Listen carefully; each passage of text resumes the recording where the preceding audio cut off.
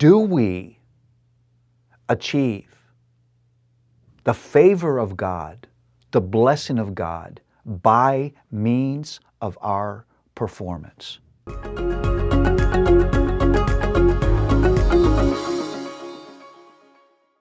Everybody knows about Job. Everybody knows the suffering of this man. Everybody knows sort of details of this story. Job could be the oldest book in the Old Testament. Maybe it's foundational in ways that we haven't thought about. If you think of this story, what would you think is the big, deep question of Job? I think Job asked the question of questions. And it's a question so deep that human wisdom fails to answer it correctly. Wise people don't answer this question correctly. Maybe you would think that the primary question of Job is, why do bad guys prosper and good guys suffer? And you do see that question here. You see the suffering of a righteous man. You would be tempted to think, doesn't my righteousness get me something? Job echoes Psalm 73, where Asaph is looking around and the bad guys are prospering, the good guys are suffering. And he says this, it's rather humorous. He says, surely for no reason have I kept myself pure. I've obeyed for this. This is the game.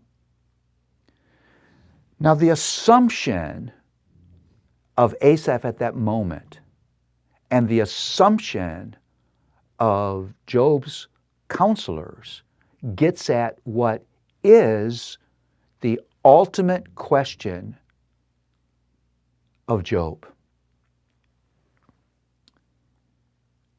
Here it is.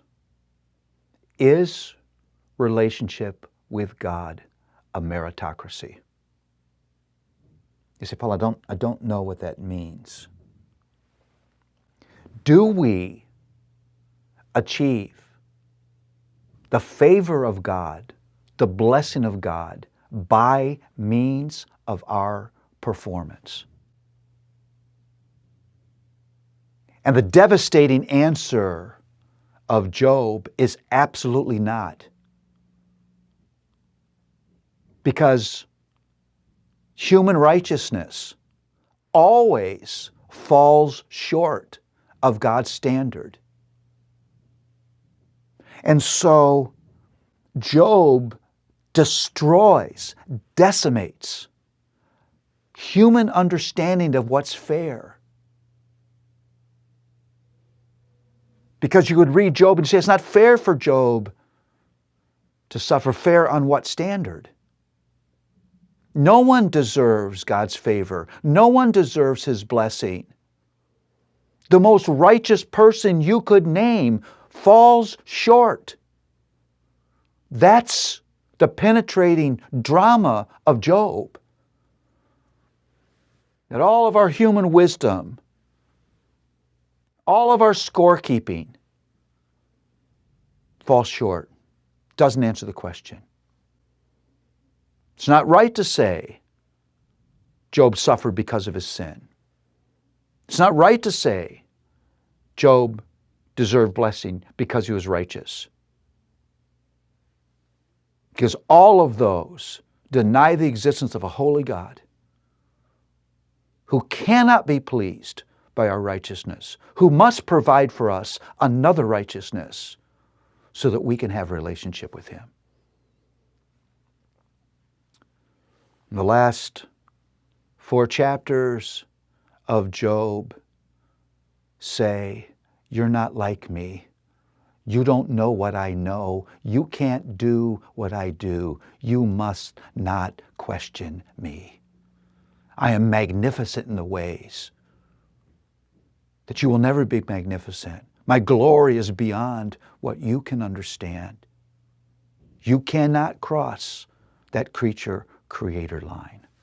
I'm good, I'm holy, I'm righteous, and I will do what I will.